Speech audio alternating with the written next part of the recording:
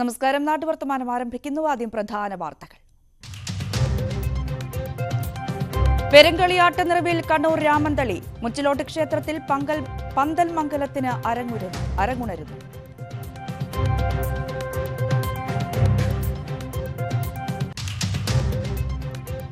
ഗോത്രവിഭാഗത്തിന്റെ കാർഷിക ഉന്നമനത്തിനായി ഇടുക്കി കൃഷി വിജ്ഞാന കേന്ദ്രം. വിവിധ മേഖലകളിൽ പ്രോത്സാഹനത്തിനായി പദ്ധതികൾ.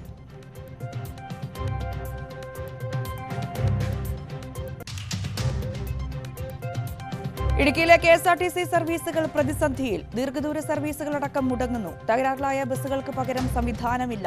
ഏറെയും കാലപ്പഴക്കം ചെന്നവയെന്നും ആക്ഷേപം.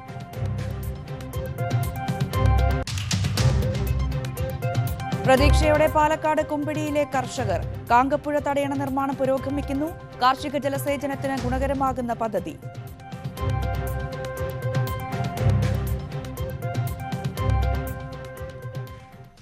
നാട്ടുവർത്തമാനത്തിലേക്ക് വിശദമായി.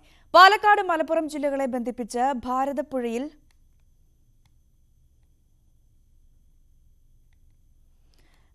നിർമ്മിക്കുന്ന കുമ്പിടി കാങ്കപ്പുഴ റെഗുലേറ്റർ കം ബ്രിഡ്ജിന്റെ നിർമ്മാണം പുരോഗമിക്കുന്നു. 50% പ്രവൃത്തി പൂർത്തിയായി. പ്രധാന തൂണുകൾ ഉൾപ്പെടെ 20-ലധികം തൂണുകൾ നിർമ്മിച്ചു കഴിഞ്ഞു. കഴിഞ്ഞ വർഷം ഡിസംബറിലാണ് കുമ്പിടി കാങ്കപ്പുഴ കടവിൽ റെഗുലേറ്റർ കം ബ്രിഡ്ജിന്റെ നിർമ്മാണം ആരംഭിച്ചത്. 2 വർഷം കൊണ്ട് നിർമ്മാണം പൂർത്തിയാക്കാൻ ലക്ഷ്യമിട്ടായിരുന്നു പദ്ധതി. പില്ലറുകൾക്കും ബീമുകൾക്കും മുകളിലെ കോൺക്രീറ്റ് സ്ലാബുകളുടെ നിർമ്മാണ പ്രവൃത്തികളാണ് ഇപ്പോൾ പുരോഗമിക്കുന്നത്. ആകെ 29 പില്ലറുകളാണ് തടയണയ്ക്കുള്ളത്. ഇതിൽ കുമ്പിടി കാങ്കടവ് ഭാഗത്തുള്ള 15 പില്ലറുകളുടെ നിർമ്മാണവും മുകളിലെ ബീമുകളുടെ നിർമ്മാണവും പൂർത്തിയായി. 1 വർഷത്തിനുള്ളിൽ 50% പ്രവൃത്തികൾ പൂർത്തിയാക്കാനായി.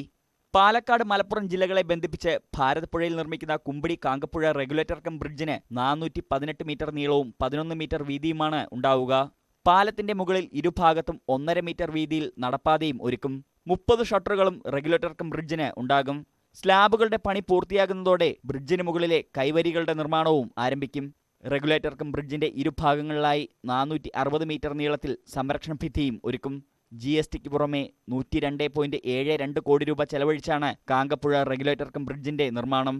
ന്യൂസ് 18 പട്ടാമ്പി. കണ്ണൂർ രാമന്തളിയിൽ 15 വർഷത്തിന് ശേഷം മുച്ചിലോട്ട് ക്ഷേത്രത്തിൽ പന്തൽ മംഗലത്തിന് അരങ്ങുണർന്നു. രാമന്തളി ശങ്കരനാരായണ ക്ഷേത്രത്തിൽ നിന്നും ദീപവും തിരിയും എത്തിച്ചതോടെയാണ് പെരുങ്കളിയാട്ടത്തിന് തുടക്കമായത്.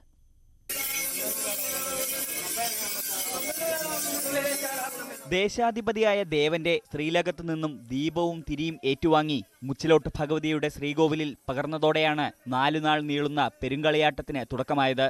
രാവിലെ അരങ്ങിൽ അടിയന്തരം നടത്തി പരിവാരസമേതം അന്തിത്തിരിയനും കൈവിളക്കും ദേവീദേവന്മാരായ കോമരങ്ങളും ബാല്യക്കാരും ആർപ്പുവിളികളുമായി ക്ഷേത്രസന്നിധിയിലെത്തി.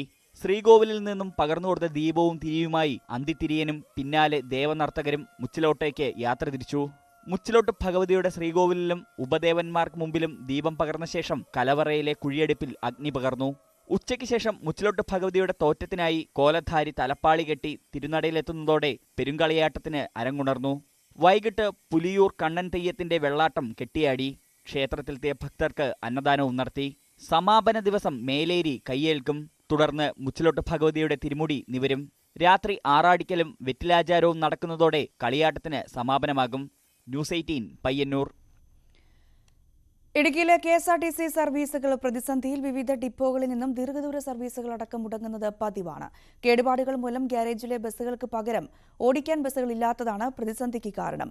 ഹൈറേഞ്ചിലെ ഡിപ്പോകളിൽ ഉള്ളതിൽ ഭൂരിഭാഗവും കാലപ്പഴക്കം ചെന്ന ബസ്സുകളാണെന്നും ആക്ഷേപമുണ്ട്. 21 സർവീസുകൾ മാത്രമുള്ള നെടുങ്കണ്ടം ഡിപ്പോയിൽ നിന്നും കഴിഞ്ഞ ദിവസങ്ങളിൽ മുടങ്ങിയത് 7 സർവീസുകളാണ്. കുമിളിയിൽ 38 സർവീസുകളിൽ 7ഉം കട്ടപ്പനയിൽ 35 സർവീസുകളിൽ 5ഉം മുടങ്ങി. മൂന്നാർ, മൂലമറ്റം, തൊടുപുഴ ഡിപ്പോകളിലും സമാന സാഹചര്യമാണ്. ഗ്രാമീണ മേഖലയിൽ നിന്നും കോട്ടയം, എറണാകുളം, തിരുവല്ല തുടങ്ങിയ മേഖലകളിലേക്കുള്ള ദീർഘദൂര സർവീസുകൾ ഉൾപ്പെടെ അന്തർ സംസ്ഥാന സർവീസുകൾ വരെ മുടങ്ങുന്നുണ്ട്. പുലർച്ചെയുള്ള സർവീസുകൾ മുൻകൂട്ടി അറിയിക്കാതെ മുടങ്ങുന്നത് യാത്രക്കാരെയും ബുദ്ധിമുട്ടിലാക്കുന്നു. മികച്ച കളക്ഷനുള്ള സർവീസുകളും ടേക്ക് ഓവർ സർവീസുകളും മുടങ്ങുന്നുണ്ട്. നിലവിൽ മിക്ക ഡിപ്പോകളിലും സർവീസിന്റെ എണ്ണത്തിന് ആനുപാതികമായി മാത്രമാണ് ബസ്സുകൾ ഉള്ളത്. ഒരു ബസ്സിന് കേടുപാട് സംഭവിച്ചാൽ സർവീസ് മുടങ്ങും. മിക്കവയും കാലപ്പഴക്കം ചെന്ന ബസ്സുകളായതിനാൽ പണിമുടക്കുന്നതും പതിവാണ്. മാക്സിമം ഇപ്പം നമുക്ക് അയക്കാൻ പറ്റുന്നത് 15, 16 അവർ എത്ര സർവീസുകൾ നമുക്ക് അയക്കാൻ പറ്റുന്നുള്ളൂ. കാരണം നമുക്ക് ബസ്സുകളുടെ അഭാവമാണ്. സർവീസ് പോകുന്ന ബസ്സുകൾ മിക്കവാറും പണി വരുന്നത് കൊണ്ടാണ് ഈ കൂടുതൽ ഇങ്ങനെ സംഭവിക്കുന്നത്. മിക്കതും മറ്റ് ഡിപ്പോകളിൽ പണിക്ക് കയറ്റുകയും അതുമൂലം കൃത്യസമയത്ത് നമുക്ക് പണി ചെയ്ത് ആ വണ്ടികൾ കിട്ടാതെ വരുന്നു. നെടുങ്കണ്ടം സ്റ്റേഡിയം കോംപ്ലക്സിൽ പ്രവർത്തിക്കുന്ന ഓപ്പറേറ്റിംഗ് സെന്റർ KSRTCക്കായി വിട്ടുകൊടുത്ത സ്ഥലത്തേക്ക് മാറ്റാനും നടപടിയില്ല.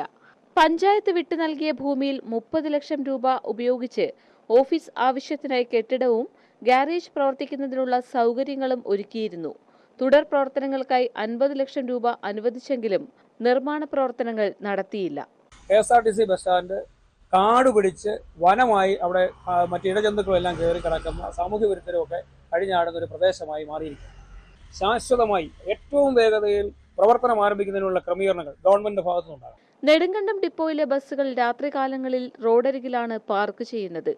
KSRTCക്കായി വിട്ടുകിട്ടിയ സ്ഥലവും അനുബന്ധ സൗകര്യങ്ങളും കാട് പിടിച്ച് നശിക്കുമ്പോഴാണ് ഈ അവസ്ഥ. ന്യൂസ് 18 ഇടുക്കി. കൽപ്പറ്റയിൽ നിന്ന് ന്യൂസ് 18 ടീമിനോടൊപ്പം T Siddique.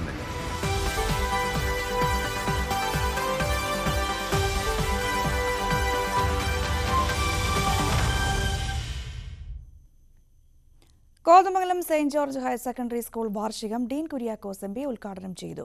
School manager doctor Thomas Cheruparambil അധ്യക്ഷത വഹിച്ചു. ആന്റണി ജോൺ MLA മുഖ്യപ്രഭാഷണം നടത്തി. മോണിസി ജോർ പയസ് മല്ലേക്കണ്ടത്തിൽ അനുഗ്രഹ പ്രഭാഷണം നടത്തി. നഗരസഭാ ചെയർമാൻ KK ടോമി രജത ജൂബിലി സന്ദേശം നൽകി. ഫാദർ മാത്യു മുണ്ടയ്ക്കൽ വിരമിക്കുന്നവരെ ആദരിച്ചു.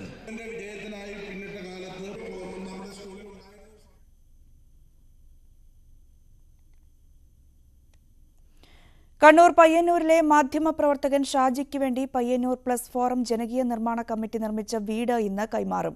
സ്പീക്കർ AN ഷംസീർ താക്കോൽദാനം നിർവഹിക്കും. പ്രസ് ഫോറം അംഗവും മലബാർ ദിനപത്രം ലേഖകനുമായ ഷാജിക്കാണ് വീട് നിർമ്മിച്ച് നൽകുന്നത്. ഷാജിയെ സഹായിക്കാനായി പയ്യന്നൂർ പ്രസ് ഫോറത്തിന്റെ നേതൃത്വത്തിൽ രൂപീകരിച്ച ജനകീയ കമ്മിറ്റിയാണ് വീടിന്റെ നിർമ്മാണ പ്രവൃത്തികൾ ഏറ്റെടുത്ത് പൂർത്തീകരിച്ചത്. സ്പീക്കർ AN ഷംസീർ ഉദ്ഘാടനവും താക്കോൽദാനവും നിർവഹിക്കും. വീട് പൂർത്തീകരിച്ച് അതിന്റെ താക്കോൽ ഷാജി ഏൽപ്പിക്കണം എന്ന തീരുമാനത്തിന്റെ അടിസ്ഥാനത്തിലാണ് ബഹുമാനപ്പെട്ട കേരള നിയമസഭാ സ്പീക്കർ ഷംസീർ അതിൽ പങ്കെടുപ്പിക്കണം, ഷംസീറിനെ കൊണ്ട് ആ താക്കോൽദാനം നിർവഹിക്കണം എന്നതാണ് ഞങ്ങളെല്ലാവരും ഒന്നിച്ചിരുന്ന് ആലോചിച്ചപ്പോൾ ഒരു അഭിപ്രായം പറഞ്ഞു. നിലവിലുള്ള പയ്യന്നൂരിലെ പ്രസ് ഫോറം ആദ്യമായിട്ടായിരിക്കും തോന്നുന്നു ഇങ്ങനൊരു പത്രപ്രവർത്തകന് ഒരു വീട് നിർമ്മിച്ചു കൊടുക്കാനുള്ള മുൻകൈ പ്രവർത്തനം എന്ന് പറയുന്നത് നടത്തിയിട്ടുണ്ട്. കെട്ടിട നിർമ്മാണവുമായി സഹകരിച്ച തൊഴിലാളികളെ രാജ്മോഹൻ ഉണ്ണിത്താൻ MP ആദരിക്കും. അവാർഡുകൾ നേടിയ മാധ്യമപ്രവർത്തകരെ TI മധുസൂദൻ MLA ആദരിക്കും. നഗരസഭാ അധ്യക്ഷ KV ലളിത മുഖ്യാതിഥിയായിരിക്കും. വിവിധ രാഷ്ട്രീയ പാർട്ടി പ്രതിനിധികൾ ചടങ്ങിൽ പങ്കെടുക്കും. ന്യൂസ് 18 പയ്യന്നൂർ. തിരുവനന്തപുരത്ത് നിന്നും ന്യൂസ് 18 വേണ്ടി ഭാഗ്യലക്ഷ്മി.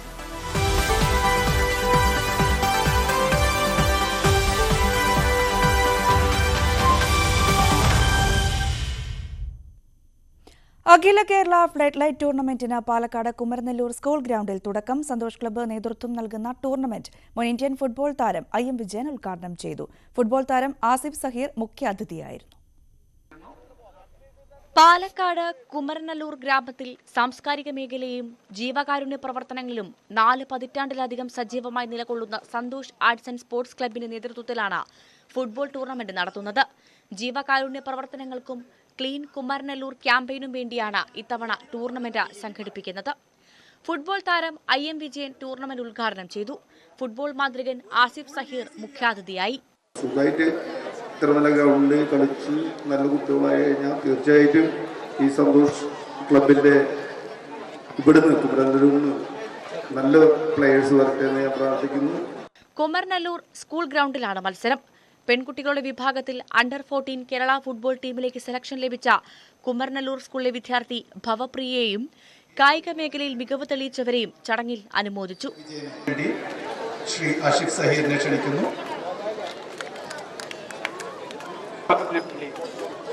16 ടീമുകളാണ് ഫുട്ബോൾ ടൂർണമെന്റിൽ മാറ്റുരയ്ക്കുക. വട്ടംകുളം ചലഞ്ചേഴ്സും കുമരനല്ലൂർ പാലംകടവും തമ്മിൽ നടന്ന പോരാട്ടത്തിൽ 1-നെതിരെ 4 ഗോളുകൾക്ക് പാലംകടവ് ജേതാക്കളായി. ന്യൂസ് 18 കുമരനല്ലൂർ. ഇനി കാർഷിക കേരളം.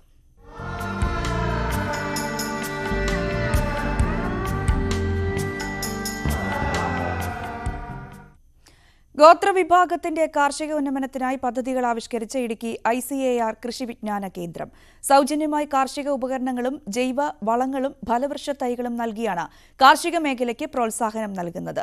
പദ്ധതിയുടെ ഇടുക്കി ജില്ലാതല ഉദ്ഘാടനം ശാന്തൻപാറ കൃഷി വിജ്ഞാന കേന്ദ്രത്തിൽ നടന്നു. ആദിവാസികളുടെ ഉന്നമനത്തിനായി ICAR കൃഷി വിജ്ഞാന കേന്ദ്രങ്ങൾ വഴി നിരവധി പദ്ധതികളാണ് നടപ്പാക്കുന്നത്. ജൈവ കൃഷി പ്രോത്സാഹിപ്പിക്കുക, പരമ്പരാഗത കൃഷിരീതികൾ നിലനിർത്തുക, സാങ്കേതിക സഹായത്തോടെ കൃഷി ചെയ്യാൻ ആദിവാസികളെ പരിശീലിപ്പിക്കുക, യന്ത്രസഹായം നൽകുക, അത്യുൽപാദനശേഷിയുള്ള വിത്തുകളും ഫലവൃക്ഷങ്ങളും വിതരണം ചെയ്യുക തുടങ്ങിയവ ഇതിൽ ഉൾപ്പെടുന്നു. കേന്ദ്ര സർക്കാരിന്റെ capacity building and technology input പ്രകാരം ട്രൈബൽ സബ് പ്ലാൻ സ്കീമിന് കീഴിലാണ് പദ്ധതികൾ നടപ്പാക്കുന്നത്. പദ്ധതിയുടെ ഭാഗമായി അരുവിളംചാൽ ആദിവാസിക്കുടി ഏറ്റെടുക്കുകയും കാർഷിക യന്ത്ര ഉപകരണങ്ങൾ, തേനീച്ചപ്പെട്ടി, ജൈവവളങ്ങൾ, അത്യുൽപാദനശേഷിയുള്ള വിത്തുകൾ, ഫലവൃക്ഷ തൈകൾ തുടങ്ങിയവ വിതരണം ചെയ്യുകയും ചെയ്തു. ശാന്തൻപാറ കൃഷി വിജ്ഞാന കേന്ദ്രത്തിൽ നടന്ന വിതരണോദ്ഘാടനത്തിന് കൃഷി വിജ്ഞാന കേന്ദ്രം മേധാവി ഡോക്ടർ R. മാരിമുത്തു നേതൃത്വം നൽകി. ന്യൂസ് 18 ഇടുക്കി. പാറക്കെട്ട് നിറഞ്ഞ പ്രദേശത്ത് കൃഷിയിറക്കി 100 മേനി നേടിയിരിക്കുകയാണ് കോതമംഗലത്തെ മാധ്യമപ്രവർത്തകൻ. ആന്റണി ജോൺ MLA വിളവെടുപ്പ് ഉദ്ഘാടനം ചെയ്തു. പാറക്കെട്ട് നിറഞ്ഞ പ്രദേശത്താണ് വാഴകൃഷി ഇറക്കിയത്. KGUവിന്റെ നേതൃത്വത്തിൽ കോഴിപ്പള്ളി LP സ്കൂളിലായിരുന്നു കൃഷി. നല്ല രീതിയിൽ പരിപാലിച്ചു, മികച്ച വിളവും കിട്ടി. ആന്റണി ജോൺ MLA വിളവെടുപ്പ് ഉദ്ഘാടനം ചെയ്തു. സംസ്ഥാനത്ത് തന്നെ ഇത്തരത്തിലുള്ള ഒരു ഇടപെടൽ വിജയകരമായി നടത്തിയ ഒരു സ്കൂള് എന്നുള്ള നിലയിൽ കോഴിപ്പള്ളി ഗവൺമെന്റ് LP സ്കൂളിന്റെ പ്രധാന അധ്യാപകൻ ഉൾപ്പെടെയുള്ള മുഴുവൻ അധ്യാപകരെയും പ്രിയപ്പെട്ട കുട്ടികളെയും അവർക്കെല്ലാ പിന്തുണയും കൊടുത്ത രക്ഷിതാക്കളെയും ഈ ഇത്തരമൊരു ക്യാമ്പയിൻ, ഇത്തരമൊരു ആശയം മുന്നോട്ട് കൊണ്ടുവന്ന പ്രിയപ്പെട്ട കേരള ജേർണലിസ്റ്റ് യൂണിയന്റെ പ്രവർത്തകരെയും ഒക്കെ ഈ അവസരത്തിൽ പ്രത്യേകം അഭിനന്ദിക്കുകയാണ്. വിദ്യാർത്ഥികളുടെയും അധ്യാപകരുടെയും നേതൃത്വത്തിലായിരുന്നു കൃഷി പരിപാലനം. കേരള ജേർണലിസ്റ്റ് യൂണിയന്റെ നേതൃത്വത്തിൽ തന്നെ മെഡിക്കൽ ക്യാമ്പ്, അതുപോലെ തന്നെ കൃഷി, വാഴകൃഷി ഉൾപ്പെടെയുള്ള വിവിധ കൃഷികൾ നമ്മുടെ സ്കൂളിൽ നടത്തുകയുണ്ടായി. ഇതിനെല്ലാം വിവിധ മേഖലയിൽ നിന്നുള്ള സപ്പോർട്ട് നമ്മുടെ സ്കൂളിൽ ലഭിച്ചിട്ടുണ്ട്. കൃഷിയുടെ സന്ദേശം കുട്ടികളിലൂടെ കൂടുതൽ പേരിലേക്ക് എത്തിക്കാനാണ് ശ്രമം. ഇവിടുത്തെ കൊച്ചുകുട്ടികൾ പരിപാലനവും സംരക്ഷണവും നൽകി നല്ല രൂപത്തിൽ വാഴകൃഷി പരിചരിക്കുകയും അതിൻ്റെ മികച്ച വിളവും ലഭിക്കാൻ കാരണമായിട്ടുണ്ട്. അതിൻ്റെ വിളവെടുപ്പാണ് ഇന്ന് നടന്നത്. കേരളത്തിൽ തന്നെ ആദ്യമായിട്ടായിരിക്കും മാധ്യമപ്രവർത്തക കൂട്ടായ്മ ഇത്തരമൊരു സംരംഭമായി രംഗത്ത് വന്നിട്ടുള്ളത്. സംസ്ഥാന സർക്കാരിൻ്റെ ഞങ്ങളും കൃഷിയിലേക്കുള്ള പദ്ധതിപ്രകാരമാണ് ഞങ്ങൾ ഈ പരിപാടി ഇവിടെ നടത്തിയത്. News 18 Kothamangalam. Kerala university Inter college karate ചാമ്പ്യൻഷിപ്പിൽ അമൃത വിജയൻ തുടർച്ചയായ 3ാം തവണയും സ്വർണ്ണ മെഡൽ കരസ്ഥമാക്കി.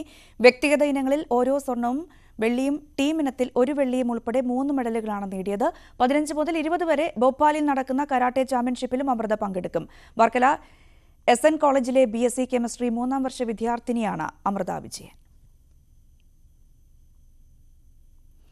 ദേശീയ വടംവലി മത്സരത്തിൽ കേരള ടീമിനെ പ്രതിനിധീകരിച്ച് കായംകുളം പത്തിയൂർ SKV ഹൈസ്കൂളിലെ നിന്നും പങ്കെടുത്ത് സ്വർണം വെള്ളി മെഡൽ നേടിയ കായിക താരങ്ങളെയും സംസ്ഥാന ജില്ലാ കായിക മത്സരങ്ങളിൽ പങ്കെടുത്ത് വിജയികളായവരെയും അനുമോദിച്ചു. ആലപ്പുഴ റവന്യൂ ജില്ലാ കലോത്സവത്തിലും ഉപജില്ലാ കലോത്സവത്തിലും പങ്കെടുത്ത കലാപ്രതിഭകളെയും ആദരിച്ചു. സ്കൂൾ മാനേജ്മെന്റിന്റെയും PTAയുടെയും നേതൃത്വത്തിലായിരുന്നു അനുമോദനം. വാദ്യമേളങ്ങളുടെ അകമ്പടിയോടെ സ്കൂൾ വിദ്യാർത്ഥികളും അധ്യാപകരും രക്ഷിതാക്കളും ചേർന്ന് ഘോഷയാത്രയായി സ്കൂളിൽ എത്തിച്ചേർന്നു. അനുമോദന സമ്മേളനം അർജുന അവാർഡ് ജേതാവും ആലപ്പുഴ ജില്ലാ സ്പോർട്സ് കൌൺസിൽ പ്രസിഡന്റുമായ PJ ജോസഫ് ഉദ്ഘാടനം ചെയ്തു.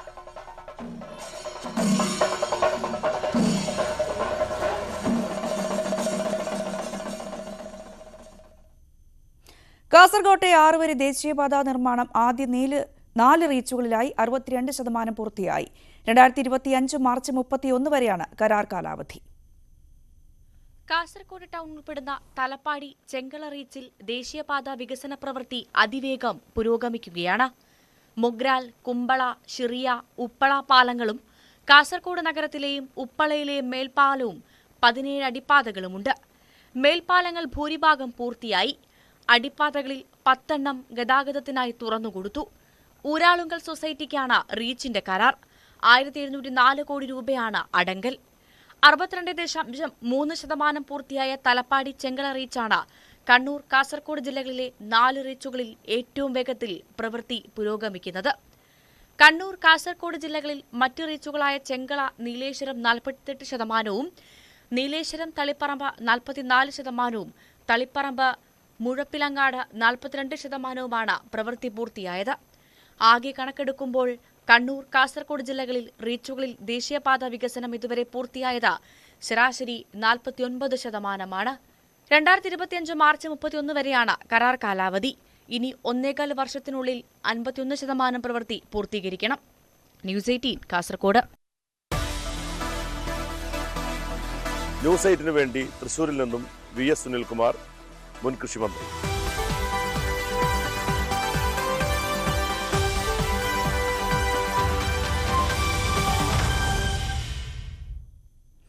കായംകുളം കാർത്തികപ്പള്ളി റോഡ് തകർന്നിട്ട് മാസങ്ങൾ പിന്നിടുമ്പോഴും നവീകരിക്കാൻ നടപടിയില്ല. കായംകുളം കോളേജ് ജംഗ്ഷനിൽ നിന്നും ആരംഭിച്ച് കാർത്തികപ്പള്ളിയിൽ അവസാനിക്കുന്ന ആധുനിക രീതിയിൽ നിർമ്മാണം നടത്തിയ റോഡാണ് തകർന്നത്. ഇതിൽ കായംകുളം മുതൽ പുല്ലൂക്കുളങ്ങര വരെയുള്ള ഭാഗം ഏറെക്കുറെ പൂർണ്ണമായും തകർന്നു. ഇതിൽ വ്യാപക പ്രതിഷേധമാണ് ഉയരുന്നത്. കായംകുളം കാർത്തികപ്പള്ളി റോഡിന്റെ തകർച്ചയ്ക്ക് പരിഹാരം കാണണമെന്ന ആവശ്യം ശക്തമാണ്. അടുത്തിടെ താൽക്കാലികമായി കുഴികൾ അടച്ചെങ്കിലും റോഡ് വീണ്ടും പഴയപടിയായി. കായംകുളം മണ്ഡലത്തിന്റെ ഭാഗമായ പുല്ലുകുളങ്ങര മുതൽ കായംകുളം വരെയുള്ള ഭാഗത്ത് നിർമ്മാണത്തിൽ ഗുരുതര വീഴ്ചയുള്ളതായി ആക്ഷേപമുയർന്നിരുന്നു. റോഡിന്റെ പുനർനിർമ്മാണം വൈകുന്ന സാഹചര്യത്തിൽ പ്രതിഷേധവുമായി കോൺഗ്രസ് രംഗത്തെത്തി. MSM കോളേജ് ജംഗ്ഷൻ മുതൽ പുല്ലുകുളങ്ങരയ്ക്ക് സമീപം മുഴങ്ങോടിക്കാവ് ഭാഗം വരെ റോഡ് പൂർണ്ണമായും തകർന്ന നിലയിലാണ്. കുഴികൾ അടച്ച് ടാർ ചെയ്യുന്നതിന് പകരം മെറ്റൽ പൊടിയും വിതറുക മാത്രമാണ് ചെയ്തതെന്ന് ആക്ഷേപമുയർന്നിരുന്നു. റോഡ് നവീകരണത്തിന് ടെൻഡർ ചെയ്തതാണെങ്കിലും കരാറുകാരൻ നിർമ്മാണം വൈകിക്കുന്നതാണ് പ്രവൃത്തികൾ വൈകാൻ കാരണമെന്നാണ് അധികൃതർ നൽകുന്ന വിശദീകരണം. തീരദേശ പാതയ്ക്കും ദേശീയപാതയ്ക്കും സമാന്തരമായി കടന്നുപോകുന്ന റോഡാണിത്. KSRTC ദീർഘദൂര സർവീസ് ഉൾപ്പെടെ നടത്തുന്ന റോഡിന്റെ നവീകരണം അടിയന്തരമായി നടത്തണമെന്ന ആവശ്യം ശക്തമാണ്. ന്യൂസ് 18 കായംകുളം. മലപ്പുറം അങ്ങാടിപ്പുറം വളാഞ്ചേരി റോഡിൽ ടാറിംഗ് ജോലികൾ ആരംഭിച്ചു. പ്രവൃത്തി പൂർത്തിയാകുന്നതോടെ ഇതുവഴിയുള്ള യാത്രക്കാർക്ക് ഏറെ ആശ്വാസകരമാകും. നാട്ടുകാരുടെ ദുരിതയാത്രയ്ക്ക് പരിഹാരം കാണാനാണ് അങ്ങാടിപ്പുറം വളാഞ്ചേരി റോഡിൽ ടാറിംഗ് തുടങ്ങിയത്. ദിവസവും പെരിന്തൽമണ്ണ മെഡിക്കൽ കോളേജ് ആശുപത്രിയിലേക്കടക്കം രോഗികളുമായി വാഹനങ്ങൾ പോകുമ്പോൾ വലിയ ബുദ്ധിമുട്ടാണ് പ്രദേശത്തുകാർ അനുഭവിക്കുന്നത്. കുണ്ടും കുഴിയും നിറഞ്ഞ ശോചനീയാവസ്ഥയിലുള്ള റോഡിന്റെ ടാറിംഗ് പുത്തനങ്ങാടി പള്ളിപ്പടി ഭാഗത്തു നിന്നാണ് തുടങ്ങിയത്. ഒന്നാം ഘട്ട ടാറിംഗ് ഉടൻ പൂർത്തിയാകും. ആദ്യഘട്ട ടാറിംഗിന് ശേഷം 15 ദിവസത്തിന് ശേഷമായിരിക്കും രണ്ടാം ഘട്ട ടാറിംഗ് ആരംഭിക്കുക. പുത്തനങ്ങാടി പള്ളിപ്പടി മുതൽ പാലച്ചോട് വരെയുള്ള ഭാഗത്താണ് നവീകരണ പ്രവർത്തനങ്ങൾ നടക്കുന്നതെങ്കിലും അങ്ങാടിപ്പുറം വൈലോങ്ങര, ഓണപ്പുഴ എന്നീ സ്ഥലങ്ങളിൽ നിന്നും വാഹനങ്ങൾ തിരിച്ചുവിടുന്നുണ്ട്. റോഡ് ടാറിംഗ് പ്രവൃത്തി നടക്കുന്നതിനാൽ ടാറിംഗ് പൂർത്തിയാകുന്നതുവരെ ഇതുവഴിയുള്ള ഗതാഗതവും നിരോധിച്ചു. എന്തായാലും അങ്ങാടിപ്പുറം വളാഞ്ചേരി റൂട്ടിൽ ഇത്രയും ഭാഗം പ്രവൃത്തി ആരംഭിച്ചത് ഇതുവഴിയുള്ള യാത്രക്കാർക്ക് ഏറെ ആശ്വാസകരമാവുകയാണ്. ഇനി പാലച്ചോട് മുതൽ വെങ്ങോട് വരെയുള്ള ഭാഗം കൂടി പണി പൂർത്തീകരിച്ചാൽ മാത്രമേ ഇതുവഴി ഗതാഗതം സുഗമമാകൂ. ന്യൂസ് 18 തിരൂർ. കാട്ടാന ആക്രമണം തുടർക്കഥയാകുമ്പോൾ ഭയപ്പാടിലാണ് തോട്ടം തൊഴിലാളികളുടെ ജീവിതം. ആനക്കല്ലിയിൽ, ശാന്തൻപാറ, ചിന്നക്കനാൽ മേഖലകളിൽ മാത്രം കൊല്ലപ്പെട്ടവരുടെ എണ്ണം 44ആയി. സർക്കാർ ഉറപ്പു നൽകിയ സുരക്ഷാ സംവിധാനങ്ങൾ ഒന്നും നടപ്പിലായില്ല എന്നും ആക്ഷേപമുണ്ട്. പൂപ്പാറ, ചിന്നക്കനാൽ മേഖലകളിലെ തോട്ടങ്ങളിൽ പണിയെടുക്കുന്നവരുടെ ഉള്ളിൽ തീയാണ്. ഏതു നിമിഷവും കാട്ടാനകളുടെ മുന്നിൽ പെടാം. ജീവൻ പോലും നഷ്ടമായേക്കാം. സാഹചര്യം ഇങ്ങനെയാണെങ്കിലും പണിക്ക് പോകാതിരിക്കാനാവില്ല. കുടുംബം പട്ടിണിയിലാകും. ഓരോ ദിവസവും പണി കഴിഞ്ഞ് വീട്ടിലെത്തിയാലേ തൊഴിലാളികൾക്ക് തെല്ലാശ്വാസമാകൂ. இப்போ வேலைக்கு போகும்போது நமக்கு வந்து பாதுகாப்பு கிடையாது. வாட்சர் மாதிரி யாரும் இல்லை. நமக்கு போகிறதுக்கு பயந்து அன்னாடு ஜோலிக்கு போகும்போது நமக்கு பயங்கர பேடியா.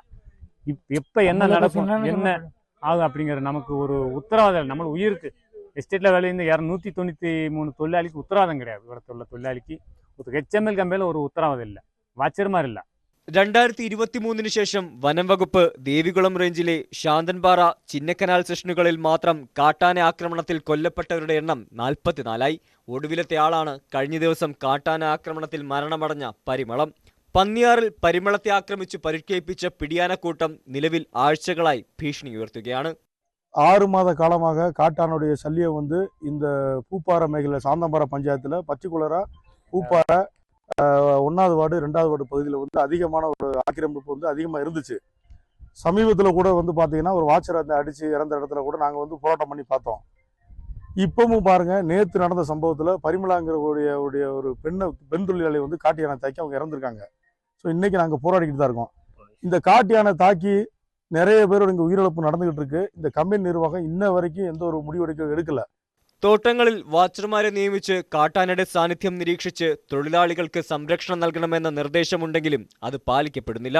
സുരക്ഷാ മാർഗങ്ങൾ ഒരുക്കുമെന്ന വനം വകുപ്പിന്റെ തീരുമാനങ്ങളും നടപടിയില്ലാതെ നീളുകയാണ്. അധികൃതരുടെ അലംഭാവം തുടരുമ്പോൾ പൊലിയുന്നത് ഒരു നേരത്തെ അന്നത്തിനായി തോട്ടങ്ങളിൽ പണിയെടുക്കുന്ന തൊഴിലാളികളുടെ ജീവനുകളാണ്. ന്യൂസ് 18 ഇടുക്കി.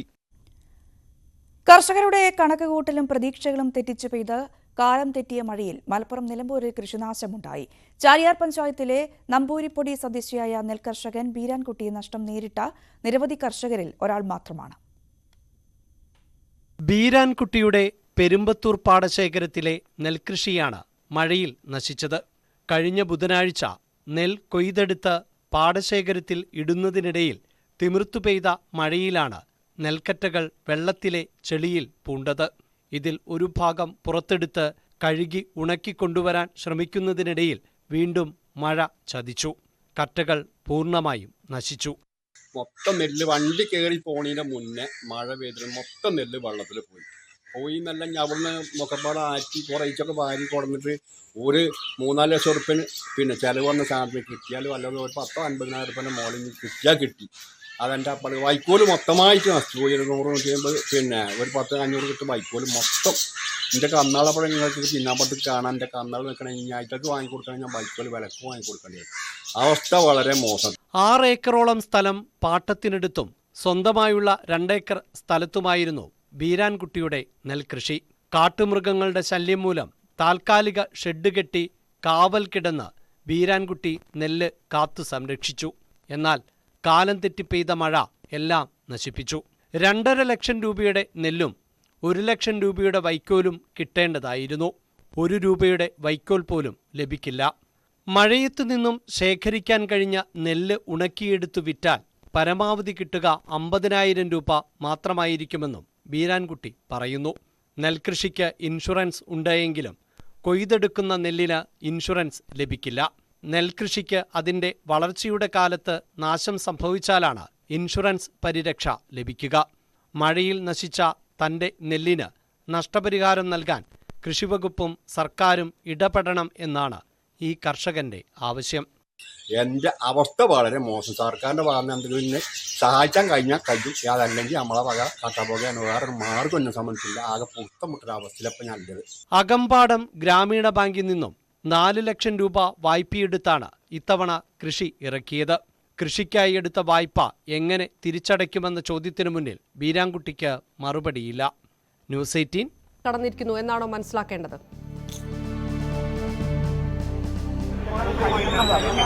രാഹുൽ മാങ്കൂട്ടത്തിൽ റിമാൻഡിലേക്ക് ജയിലിലേക്ക് പോവുകയാണ്. 22 വരെയാണ്, 14 ദിവസത്തെ റിമാൻഡാണ് കോടതി ഇപ്പോൾ ഉത്തരവായി പറഞ്ഞിരിക്കുന്നത്. പൊതുമുതൽ നശിപ്പിച്ചു, ഉദ്യോഗസ്ഥരെ അവരുടെ കൃത്യനിർവഹണം തടസ്സപ്പെടുത്തി, അവരുടെ ദേഹോദ്രവം, ഗുരുതരമായ മുറിവ് ഉണ്ടാക്കൽ തുടങ്ങിയ കുറ്റങ്ങളാണ് എഫ്ഐആറിന്റെ ഭാഗമായി ചുമത്തിയിരുന്നത്. ഇതെല്ലാം തന്നെ കോടതി അംഗീകരിച്ചിരിക്കുന്നു. രാഹുൽ മാങ്കൂട്ടം സെക്രട്ടേറിയറ്റ് മാർച്ച് നടത്തിയതിന്റെ പേരിൽ 22 വരെ 14 ദിവസത്തെ റിമാൻഡിലേക്ക് യൂത്ത് കോൺഗ്രസിന്റെ സംസ്ഥാന അധ്യക്ഷൻ പോകുന്നു. വലിയ വാദപ്രതിവാദമാണ് ഇന്ന് കോടതി മുറിയിൽ നടന്നത്. നാടകീയമായിരുന്നു രാവിലത്തെ സംഭവങ്ങൾ. രാവിലെ 5:30 മണിയോടെ, പുലർച്ചെ 5:30-ക്ക് അടൂരിലെ വസതിയിൽ നിന്നാണ് രാഹുൽ മാങ്കൂട്ടത്തെ കന്റോൺമെന്റ് പോലീസ് കസ്റ്റഡിയിലെടുക്കുന്നത്. അവിടെ തന്നെ അറസ്റ്റ്, തുടർന്ന് കന്റോൺമെന്റ് സ്റ്റേഷനിലേക്ക് കൊണ്ടുവരികയും മറ്റ് നടപടിക്രമങ്ങൾ പൂർത്തിയാക്കുകയും ചെയ്തു. തുടർന്ന് ഫോർട്ട് ആശുപത്രിയിലേക്കാണ് കൊണ്ടുപോയത്. അവിടെ വൈദ്യപരിശോധന പൂർത്തിയാക്കി CJM 3-ലേക്ക് കൊണ്ടുവന്നു. വലിയ വാദപ്രതിവാദം, അതായത് നടപടിക്രമങ്ങളിൽ വീഴ്ചയുണ്ട് എന്ന കാര്യമാണ് ഒന്നാമത് പ്രതിഭാഗം ചൂണ്ടിക്കാണിച്ചത്. നോട്ടീസ് നൽകിയിരുന്നില്ല, സ്റ്റേഷനിലെത്തിച്ചാണ് ഈ നടപടിക്രമം പൂർത്തിയാക്കിയത്. അങ്ങനെയുള്ള ഈ കേസിന്റെ നടത്തിപ്പിലെ ചില പ്രശ്നങ്ങൾ, അല്ലെങ്കിൽ കേസുമായി ബന്ധപ്പെട്ട് പോലീസ് സ്വീകരിച്ച നടപടികളിലെ പിശകുകൾ എന്ന തരത്തിൽ പ്രതിഭാഗം ഉന്നയിച്ചു. മറ്റൊന്ന് പ്രധാനമായും പറഞ്ഞത് രാഹുൽ മാങ്കൂട്ടത്തിന്റെ ആരോഗ്യസ്ഥിതിയാണ്. ഈ സെക്രട്ടേറിയറ്റ് മാർച്ചിന് ശേഷമുണ്ടായ ആ ഒരു സംഘർഷത്തിൽ ആരോഗ്യ പ്രശ്നങ്ങൾ ഉണ്ടാവുകയും ബ്ലഡ് തലയിൽ ക്ലോട്ട് ചെയ്തിട്ടുണ്ടെന്ന കാര്യം പറയുകയും ചെയ്തു. അതിന്റെ ചികിത്സയാണ് സ്വകാര്യ ആശുപത്രിയിൽ തേടിയതെന്ന കാര്യവും പറഞ്ഞു. തുടർന്നാണ് വീണ്ടും വൈദ്യപരിശോധന നടത്താൻ കോടതി നിർദ്ദേശിച്ചത്. ജനറൽ ആശുപത്രിയിലായിരുന്നു ഈ വൈദ്യപരിശോധന. ആ വൈദ്യപരിശോധനയുടെ റിസൾട്ട് ഗുരുതരമായ ആരോഗ്യ പ്രശ്നങ്ങൾ ഇല്ല എന്ന തരത്തിലായിരുന്നു. ആ റിപ്പോർട്ട് പരിഗണിച്ചു എന്ന് വേണം നമ്മളിപ്പോൾ മനസ്സിലാക്കാൻ. അതുതന്നെയാണ് ഏറ്റവും പ്രധാനമായി കോടതി പരിഗണിച്ചത്. അതിനുശേഷം ഈ പറഞ്ഞതുപോലുള്ള കുറ്റകൃത്യങ്ങൾ അത് സമർത്ഥിക്കാൻ പ്രോസിക്യൂഷന് കഴിയുകയും ചെയ്തു എന്നതാണ്. കാരണം രാഹുലിന്റെ സാന്നിധ്യം അവിടെ ഉണ്ടായിരുന്നു. സ്ത്രീകളെ മുന്നിൽ നിർത്തി പട്ടിക കൊണ്ട് പോലീസിനെ മർദ്ദിച്ചു. ഇതിന്റെ ദൃശ്യങ്ങളുണ്ട്. പ്രവർത്തകരെ അവരെ പ്രകോപിപ്പിച്ച് ഈ സംഘർഷത്തിലേക്ക് തള്ളിവിട്ടത്, പോലീസിനെ ആക്രമിക്കുന്ന നിലയിലേക്ക് തള്ളിവിട്ടത് രാഹുൽ മാങ്കൂട്ടമാണ്. തുടങ്ങിയ കാര്യങ്ങൾ സമർത്ഥിക്കാൻ പോലീസിന് കഴിയുകയും ചെയ്തു, പ്രോസിക്യൂഷന് കഴിയുകയും ചെയ്തു. അതിന്റെ കൂടി അടിസ്ഥാനം പിന്നെ ഈ വൈദ്യപരിശോധനാ ഫലം ഇതെല്ലാം പരിഗണിച്ചുകൊണ്ടാണ് കോടതി ഇപ്പോൾ രാഹുൽ മാങ്കൂട്ടത്തെ റിമാൻഡ് ചെയ്തിരിക്കുന്നത്. അതായത് ഒരിക്കൽ കൂടി വിനോദ്, ഞാനതൊന്ന് വ്യക്തമാക്കാൻ വേണ്ടി, നേരത്തെ പ്രോസിക്യൂഷൻ ഉന്നയിച്ച വാദങ്ങളെല്ലാം തന്നെ രാഹുലിന് ഉടനടി ജാമ്യം കൊടുത്തു പോയാൽ അത് ഒരു തെറ്റായ സന്ദേശമായിരിക്കും സമൂഹത്തിന് നൽകുക എന്നുള്ളൊരു നിലപാടൊക്കെ പോലീസ് എടുത്തിരുന്നു. അതനുസരിച്ചിട്ടുള്ള ഒരു വാദത്തിലേക്കാണ് കടന്നിരിക്കുന്നത്. അതായത് നിയമവ്യവസ്ഥയെ വെല്ലുവിളിക്കുന്ന രീതിയിലുള്ള കുറ്റകൃത്യങ്ങൾ ആവർത്തിക്കാനുള്ള ഒരു സാധ്യതയുണ്ടെന്നുള്ള വാദമെല്ലാം ഇതെല്ലാം കോടതി അംഗീകരിച്ചിരിക്കുന്നു. 22 വരെ റിമാൻഡ് കാലാവധി അനുവദിക്കുമ്പോൾ അങ്ങനെയാണോ മനസ്സിലാക്കേണ്ടത്? എന്തെല്ലാമാണ് ഇപ്പോൾ ജാമ്യം നിഷേധിക്കാൻ കാരണമായി പറഞ്ഞിരിക്കുന്നത്? ഈ പ്രതിയെ കോടതിയിൽ ഹാജരാക്കിയ സമയം മുതൽ 3 തവണയാണ് കോടതി ഈ കേസിൽ ജാമ്യത്തിന്റെ വാദങ്ങൾ കേട്ടത്. നമ്മൾ പ്രോസിക്യൂഷൻ പ്രധാനമായും ഉന്നയിച്ചത് ഈ കേസിന്റെ സമരത്തിന് നേതൃത്വം നൽകിയത് ഈ 4ാം പ്രതിയായിട്ടുള്ള KSUവിന്റെ യൂത്ത് കോൺഗ്രസിന്റെ സംസ്ഥാന പ്രസിഡന്റാണ്. അദ്ദേഹം സമരത്തിൽ പങ്കെടുത്ത പ്രതികളെ, അക്രമം കാണിച്ച പ്രതികളായ യൂത്ത് കോൺഗ്രസുകാരെ ആരെയും തന്നെ ആ സമരത്തിൽ നിന്ന് പിന്തിരിപ്പിക്കുന്നതിന് വേണ്ടിയുള്ള യാതൊരു ശ്രമവും നടത്തിയിരുന്നില്ല. അതായിരുന്നു സമരം സംഘടിപ്പിക്കുന്നതിന്റെ ഉത്തരവാദിത്തം. അതിന്റെ നേതൃത്വത്തിലുള്ള ഈ പ്രതി ഈ കേസിലെ അദ്ദേഹത്തിന്റെ മുന്നിൽ നടക്കുന്ന അക്രമങ്ങളെ തടയുന്നതിന് വേണ്ടിയുള്ള യാതൊരു ശ്രമവും നടത്തിയില്ല എന്നുള്ളതാണ് ഞങ്ങൾ ഉന്നയിച്ച പ്രധാനപ്പെട്ട വാദം. രണ്ടാമത്തത്, ഇതിന്റെ ഈ സംഭവങ്ങൾ 3 കേസുകളാണ് ആ സംഭവത്തുണ്ടായത്. ആ സമയത്തുള്ള 3 കേസ് നടക്കുന്ന സമയത്തും പ്രതിയുടെ സാന്നിധ്യം അവിടെ ഉണ്ടായിരുന്നു. പ്രതിയുടെ പ്രേരണയിലാണ് മറ്റുള്ള സമരം ചെയ്യാൻ വന്ന മറ്റ് യൂത്ത് കോൺഗ്രസ്